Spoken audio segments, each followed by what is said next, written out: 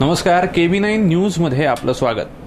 कामगार दिनानिमित्त KB9 न्यूजनं राबवलेला हा एक नवीन उपक्रम भावविश्व कामगारांचा. यासाठीचे आजचे आपले पाहुणे आहेत एचे मजदूर संघाचे माजी सरचिटणीस आणि श्रमिक एकता महासंघाचे माजी अध्यक्ष अरुणजी बोऱ्हाडे. अरुणजी नमस्कार. नमस्कार. 1 मे कामगार दिन. आज तुम्ही ज्या पदाला आहात किंवा इतकी वर्ष जी पदं तुम्ही ज्याच्यावरती होतात त्या सगळ्याच्या पार्श्वभूमीवर कामगार दिनाचं नक्की महत्त्व तुम्ही तुमच्या शब्दात काय सांगाल? 19व्या शतकामध्ये युरोपियन देशामध्ये कामगार चळवळी झाल्या. विशेषतः 1886मध्ये कामगारांनी आपल्या हक्कासाठी लढताना त्यावेळेला झालेला अनेक कामगारांनी बलिदान दिलं. त्याची स्मृती म्हणून संपूर्ण जगामध्ये 1 मे हा कामगार दिन, आंतरराष्ट्रीय कामगार दिन म्हणून तो साजरा केला जातो. किंबहुना त्याला मे दिन एवढंच म्हणतात. मेचं वैशिष्ट्यच त्यांनी हे दिलेलं आहे की हे रक्तरंजित क्रांती झालेली त्यांची आठवण म्हणून हा कामगार दिन साजरा केला जातो. महाराष्ट्रामध्ये देखील आणि किंबहुना भारतामध्ये देखील 1 मे हा कामगार दिन साजरा केला जातो. कामगार दिनाचं मुळातच समाजाच्या सर्व क्षेत्रामध्ये कामगार चळवळीचं महत्त्व हे व्यापून राहिलेलं आहे. भारताच्या स्वातंत्र्य लढ्यामध्ये देखील मुंबईमध्ये त्यावेळी महात्मा गांधी असतील, लोकमान्य टिळक असतील, किंबहुना डॉक्टर बाबासाहेब आंबेडकर असतील, यांनी देखील कामगार चळवळीची ताकद ओळखलेली होती आणि स्वातंत्र्य आंदोलनामध्ये या शक्तीचा या सर्व नेत्यांनी उपयोग करून घेतला आणि कामगारांनी त्यांचं योगदान जसं आर्थिक क्षेत्रामध्ये दिलं तसंच देशाच्या स्वातंत्र्यासाठी सुद्धा दिल्याचा इतिहास आहे. म्हणून आपली भारतातली कामगार चळवळ ही अतिशय प्रखर राष्ट्रवादाची चळवळ आहे असं म्हटलं तर वावगं ठरू नये. वा, या विषयावरचा तुमचा अभ्यास निश्चितच खूप गाढा असणार, ते तुमच्या बोलण्यातनं लक्षात येतच आहे. पण एक प्रतिकात्मकदर्शी आपण ज्या संघटनांचे आपण अध्यक्ष होतात किंवा वरिष्ठ पदांवरती आपण जिथे होतात त्या संघटनांमार्फत कामगारांच्या विषयी आपण केलेलं कार्य कसं सांगू शकाल? मी प्रामुख्याने हिंदुस्थान अँटिबायोटिक्स मजदूर संघाचा 3 वेळा सरचिटणीस होतो. जवळपास 18 ते 20 वर्ष मी या चळवळीमध्ये काम केलेलं आहे. या माध्यमातून काम करत असताना एक नक्की की हिंदुस्थान अँटिबायोटिक्स हा केंद्र सरकारचा प्रकल्प आहे आणि तेथील कामगारांच्या आर्थिक स्थैर्याच्यासाठी आम्ही खूप संघर्ष दिला. विशेषतः 2003मध्ये दिलेला जो संघर्ष आहे तो फार माझ्या आयुष्यामध्ये आणि पिंपरी चिंचवडच्या कामगार क्षेत्रामध्ये किंवा कामगार चळवळीमध्ये सर्वांच्या स्मरणात राहील असा तो लढा आहे. त्यावेळच्या केंद्र सरकारनं हा कारखाना बंद करायचं ठरवलं होतं. त्याच्या विरोधात आम्ही आवाज उठवला. सर्व कामगारांची एकी केली आणि जवळपास 45 दिवसाचा अतिशय शांततेच्या मार्गातून पण तीव्र असा संघर्ष आम्ही केला, लढा दिला आणि त्याच्यामध्ये पिंपरी चिंचवडमधल्या अनेक कामगार संघटना सहभागी झाल्या. सर्वांनी आम्हाला पाठिंबा दिला. राजकीय क्षेत्राने देखील त्याची दखल घेतली आणि अखेर 45व्या दिवशी त्यावेळचे पंतप्रधान अटल बिहारी वाजपेयी यांनी आम्हाला चर्चेला बोलवलं. आदरणीय लोकनेते पवारसाहेब हे आमचे त्यावेळी अध्यक्ष होते.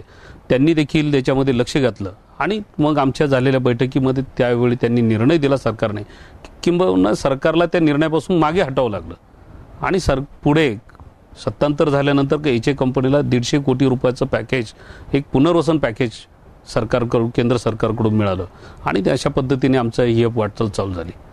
पुढे त्या माध्यमातून इतर अनेक कामगार संघटनांचं माझ्याकडे लक्ष गेलं. साहजिकच होतं. त्यानंतर सेंच्युरी अंकाचा प्रश्न उभा राहिला.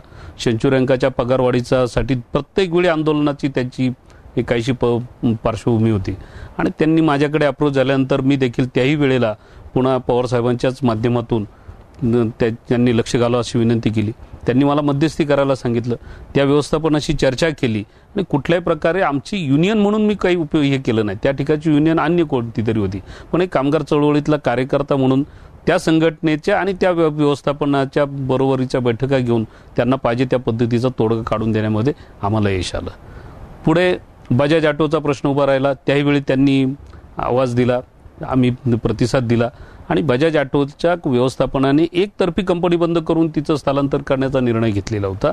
त्या निर्णयापासून पुन्हा सरकारच्या मदतीने मी अनेक जणांच्या, अनेक नेत्यांच्या, मग आदरणीय पवारसाहेब असतील, इतर स्थानिक नेते असतील, इतर कामगार संघटनांचे पदाधिकारी असतील, यांच्या माध्यमातून आम्ही केलेले प्रयत्न, त्या ठिकाणचे कामगार संघटनेचे पदाधिकारी यांच्या माध्यमातून बजाज ऑटोचा देखील प्रश्न, कामगारांना चांगल्या प्रकारचं VRSचं पॅकेज मिळून उर्वरित कामगारांना कंपनीमध्ये कायम करून कंटिन्यू करून तो प्रश्न मार्गी लावलेला. आणि बजाजचं स्थलांतर आपण पाहतात, आजही बजाज काही प्रमाणात या ठिकाणी शहरामध्ये चाललेले आहे. हे कामगार चळवळ, आणि हे करत असताना 2004मध्ये आम्ही समविचारी कामगार क्षेत्रातील काही मंडळींनी एकत्र येऊन श्रमिक एकता महासंघाची स्थापना केली. याच्यामध्ये जवळपास त्यावेळेला 40हून अधिक युनियन सहभागी झालेले होता आणि त्याच्यात अध्यक्ष म्हणून काम करण्याची संधी मला मिळाली आणि खूप मोठमोठ्या युनियन्सचे पदाधिकारी त्याच्यामध्ये सहभागी झाले. आणि एक कॉमन व्यासपीठ, जसं इंडस्ट्रीवाल्यांचं एक चेंबर ऑफ कॉमर्स असतं आणि मग एखादी पॉलिसी शहरामध्ये राबवायची असेल किंवा राज्यामध्ये राबवायची असेल किंवा औद्योगिक क्षेत्रामध्ये राबवायची असेल तर ते साधारणतः त्यांचं एक व्यासपीठ असतं. त्या पद्धतीने कामगार चळवळीसाठी देखील एक व्यासपीठ असावं, त्याच्यामध्ये निरपेक्षपणे काम करणारे कार्यकर्ते असावेत, या भावनेतून आम्ही काही लोक त्या ठिकाणी एकत्र आलो. त्याला कोणत्याही राजकीय पक्षाचा रंग नाही किंवा कुठल्याही पद्धतीच्या बाकीच्या प्रोफेशनल युनियन्स हा शब्द कदाचित रुचणार नाही खरं बोललेलं, पण त्या पद्धतीचा रंग आम्ही त्याला येऊ दिला नाही. निरपेक्षपणाने एखाद्या विषयावरती काय करता येईल, मग त्या ठिकाणच्या जवळपास जेवढ्या कामगार संघटना आहेत त्या सर्व कामगार संघटनाचे पदाधिकारी एकत्र येऊन आम्ही तो निर्णय घेण्याची प्रक्रिया चालू केली. त्याचा अनेक लहान मोठ्या कंपन्यांना साठी तिथल्या चळवळीसाठी आम्हाला उपयोग करून देता आला. त्याचा मी अध्यक्ष होतो. आता अन्य आमचे किशोर ढोकले त्याचे अध्यक्ष आहेत. आणि एक मुवमेंट म्हणून पिंपरी चिंचवडमध्ये ही या श्रमिक एकता महासंघाचा उपयोग चांगल्या प्रकारे झाला. आणि हेचं क्षेत्र आता पिंपरी चिंचवड नाही तर पिंपरी चिंचवडच्या बाहेर मग चाकण असेल, रांजणगाव असेल, जेजुरी, हडपसरचं, या सर्व ठिकाणच्या इंडस्ट्रीजवर आम्हाला जॉईन झालेल्या आहेत आणि त्याच्यामध्ये 100हून अधिक युनिट्स आता त्या ठिकाणी या महासंघाचे सभासद आहेत. अनेक प्रश्न त्याच्या माध्यमातून, आणि केवळ कामगारांचे प्रश्न सोडवणं असं नाही तर त्यांच्या उत्कर्षासाठी काय करता येईल याच्यासाठी वेगवेगळे सेमिनार्स घेणं, काही नवीन ॲक्ट आले किंवा नवीन परिस्थिती निर्माण झाली तर त्याच्यावरती चर्चा करणं, त्याचं ज्ञानाची देवाणघेवाण करणं. काही अनुभवी लोक या क्षेत्रामध्ये आहेत. मी जरी 20-22 वर्ष काम करत असलो या क्षेत्रामध्ये तरी त्याच्यापेक्षा काही टेक्निकल नॉलेज असलेले लोक आहेत, कायदेशीर माहिती असलेले लोक आहेत. त्यांची माहिती आपण घेणं, इतर लोकांना त्याची, नवीन कार्यकर्त्यांना त्याची माहिती देणं, एक प्रवाह, कामगार चळवळीतला एक विचारांचा प्रवाह चालू ठेवण्याचं काम श्रमिक एकता महासंघाच्या माध्यमातून आम्ही केलेलं आहे. आणि आपण पाहत असाल पिंपरी चिंचवड ही औद्योगिक नगरी आहे आणि जवळपास तिला 60 वर्षांचा इतिहास आहे. 1952मध्ये या ठिकाणी हिंदुस्तान अँटिबायोटिक्सची मुहूर्तमेढ झाली. त्यानंतर मग रस्टन असेल, महिंद्रा ग्रुप असेल, टेल्कोच्या कंपन्या असतील, या अनेक कंपन्या या ठिकाणी आल्या आणि एक चांगली कामगार चळवळ या शहरामध्ये उभी राहिलेली होती. परंतु मधला एक काळ असा आला होता की या शहराने खरं तर खूप चांगले कामगार नेते पाहिले. अगदी अनेकांना माहीत नाही परंतु अण्णासाहेब मगर हे देखील कामगार नेते होते, इंटकचे नेते होते. आज नवीन पिढीला त्यांचं फक्त एक राजकीय नाव माहिती आहे, पण तसं नाही आहे. त्याच्या पलीकडे ते इंटकचे कामगार नेते होते. त्यांनी स्वतः या ठिकाणी अनेक युनियन स्थापन केल्या, त्यांना न्याय मिळवून दिला.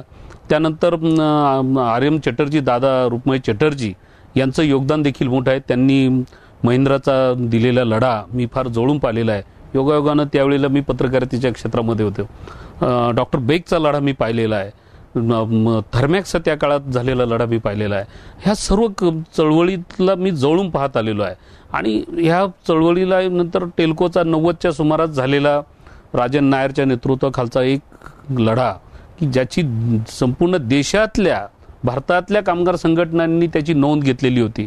आणि मग ते एक वेगळं वळण, मात्र तो लढा जो झाला त्याच्यानंतर पुढची जवळपास 10 वर्ष तरी पिंपरी चिंचवडच्या कामगार चळवळीला काही शिथिलता आलेली होती. पुन्हा नवीन पिढीने आम्ही त्या पद्धतीने हे काम चालू केलं आणि आज आपण पाहत आहोत की अनेक ठिकाणी नवीन जागृती कामगार क्षेत्रामध्ये आलेले आहेत. एज्युकेटेड लोक त्याच्यामध्ये आहेत, नवीन युनिट्समधले. अर्थात त्याच्यातले प्रश्नसुद्धा, आता प्रश्नाचं स्वरूपही बदललेलं आहे, लढ्याचं स्वरूप देखील बदललेलं आहे. आणि या बदलत्या लढ्याबरोबर, बदलत्या प्रश्नाबरोबर आणि जागतिकीकरणाची 92 साली जी आपण जो एक आर्थिक क्षेत्रामध्ये आणि औद्योगिक क्षेत्रामध्ये संपूर्ण जगाच्या पातळीवरती झालेला बदल आहे, त्या बदलानंतर देखील काही अनेक प्रश्न बदललेले आहेत. त्या बदलत्या परिस्थितीचा आढावा घेण्यासाठी एक सक्षम अशी कार्यकर्त्यांची फळी उभं करण्याचं काम श्रमिक एकता महासंघाच्या माध्यमातून आम्ही सगळी मंडळी करत आहोत. तो एक प्रयत्न आहे आणि एक मुवमेंट ही केवळ करो या मरो अशा पद्धतीचे न राहता एक नवीन विषयाचं ज्ञान घेणं आणि टेक्निकली त्या व्यवस्थापनाला त्या पद्धतीने आपल्या निर्णयापर्यंत येण्यास भाग पडणं आणि कंपनी टिकली पाहिजे, कामगारही जगला पाहिजे, या पद्धतीचं धोरण आम्ही त्या निमित्तानं घेतलेलं आहे आणि एक प्रयत्न आमचा हा चळवळीचा चाललेला आहे. तर मी ॲक्च्युली याबद्दलच एक प्रश्न पुढचा असा आमचा होता की तुमच्या कारकिर्दीमधल्या अनेक चळवळी तुम्ही पाहिल्यात, तुम्ही स्वतः त्यात सक्रिय सहभाग घेतला होता, तर याबद्दल आम्हाला खरं माहिती हवीच होती, तुम्ही ती दिलीत त्यामुळे ते राहिलं. पण एक असं विचारायचं होतं, जसं आता तुम्ही म्हणाल तुम्ही अनेक चळवळी आणि अनेक कंपन्या, अनेक संघटनांना तुम्ही मदत केलीत, कामगारांचे प्रश्न सोडवलेत, त्यातनं त्यांना बाहेर काढलं. प्रामुख्यानं एच ए कंपनीच्या मजदूर संघाचे सरचिटणीस म्हणून तुम्ही काम पाहिलं होतं. तर एच ए कंपनीची वाटचाल नक्की कशी झाली? म्हणजे यशवंतरावांच्या कारकिर्दीत किंवा त्यांच्या प्रयत्नांनी एच ए उभी राहिली पिंपरी चिंचवडमध्ये, हे खरं आहे? हा एक जुना इतिहास आहे. थोडंसं मागे मला जावं लागेल की केंद्र सरकारनं ज्यावेळेस देश स्वतंत्र झाला त्याच्यानंतर पंडित जवाहरलाल नेहरूंनी एक निर्णय घेतला की आपला देश हा या क्षेत्रामध्ये सक्षम असला पाहिजे, औषध निर्माण क्षेत्रामध्ये देखील. त्यालाही पार्श्वभूमी अशी होती, राष्ट्रपिता महात्मा गांधींच्या पत्नी कस्तुरबा गांधी यांचं पुण्यामध्ये 1948 साली निधन झालं. त्यावेळेला त्यांना पेनिसिलिनचं औषध उपलब्ध होऊ शकलं नाही. नेहरू हे संवेदनशील नेते होते. त्यांनी विचार केला की इतक्या मोठ्या नेत्याच्या पत्नीला जर या संकटाला तोंड द्यावं लागतं तर देशातल्या सर्वसामान्य लोकांचं काय? मग त्यांनी त्यावेळी निर्णय घेतला की आपल्या देशातच पेनिसिलिन निर्माण झालं पाहिजे आणि 1950च्या दरम्यान संसदेमध्ये ठराव करून युनोच्या माध्यमातून त्यांच्या मदतीने, म्हणजे जी टेक्निकल मदत असेल त्या मदतीने हा कारखाना उभा करायचा ठरलं. कुठे करायचं तर योगायोगानं त्यांना पुण्याजवळ पिंपरीची जागा त्यांनी निवडली आणि एक मोठा प्रकल्प, म्हणजे त्यासाठी 500-700 एकर जमिनीचं त्यावेळी त्यांनी नियोजन केलं. आणि आपण पाहतात पिंपरी चिंचवड शहरामध्ये एक अतिशय अद्ययावत अशा पद्धतीची कॉलनी 50 वर्षापूर्वी त्यांनी उभी केली. आज योगायोगानं यावर्षी कंपनीला 60 वर्ष पूर्ण होत आहेत. पेनिसिलिन प्लांट उभा राहिला. पुढे 10 वर्षानंतर स्ट्रेप्टोमायसिनचा प्लांट आला. पुढे जंटामायसिन नावाचा प्लांट आला. व्हिटॅमिन सी हा रशिया भारत कराराचा एक भाग होता, मैत्री कराराचा, त्याच्या पोटी रशियाकडून तो प्लांट एचएला मिळालेला होता व्हिटॅमिन सीचा. परंतु 1992च्या जागतिकीकरणानंतर संपूर्ण देशातलं नव्हे तर जगातलं सर्व क्षेत्रामधलं चित्र बदलत गेलं आणि एक खुली स्पर्धा निर्माण झाली. त्या खुल्या स्पर्धेमध्ये दुर्दैवाने एचए टिकू शकली नाही. त्याच्यामुळे पटापट हे प्लांट बंद होत गेले. पेनिसिलिनच्या क्षेत्रामध्ये एचए हीचा प्लांट हा आशिया खंडामध्ये सर्वात मोठा प्लांट हा एचएचा आहे. परंतु चायनाने त्याच्यामध्ये जी सर्व क्षेत्रामध्ये आपण पाहतो उडी घेतली, त्याच्यामध्ये देखील घेतली आणि पेनिसिलिन हे प्रामुख्यानं रॉ मटेरियल आहे ते त्या क्षेत्रामधलं. चायनाकडून कमी दरामध्ये ते उपलब्ध झाल्यानंतर भारतातल्या या क्षेत्रातल्या लोकांनी चायनाकडून ते घ्यायला सुरुवात केली आणि पेनिसिलिनमधला प्लांट हा अडचणीचा आला, म्हणजे एचएचा प्लांट हा अडचणीमध्ये आला. त्यातून कंपनीला सावरता म्हणजे जी काही अनेक कारणं असतील त्याच्यातलं हे एक कारण आहे.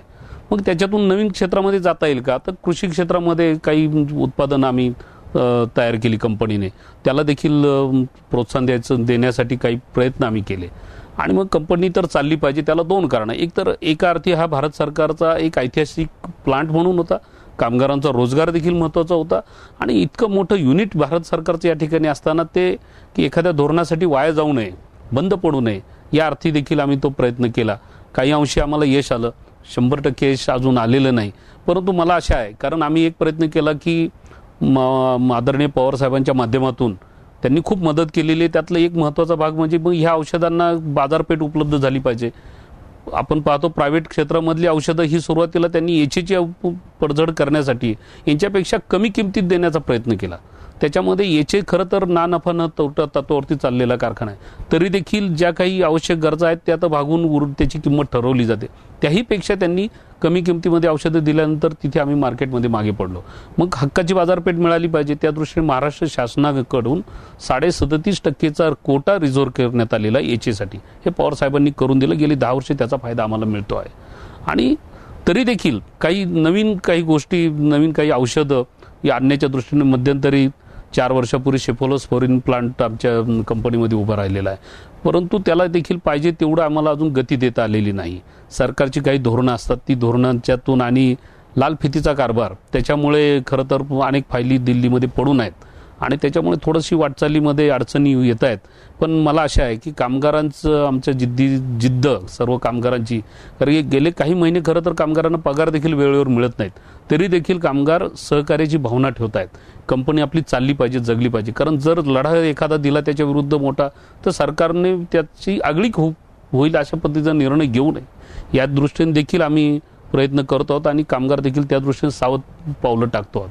परंतु एकाच वेळेला आम्हाला कामगारांनाही सांभाळावं लागतं, त्यांचं प्रबोधन करावं लागतं.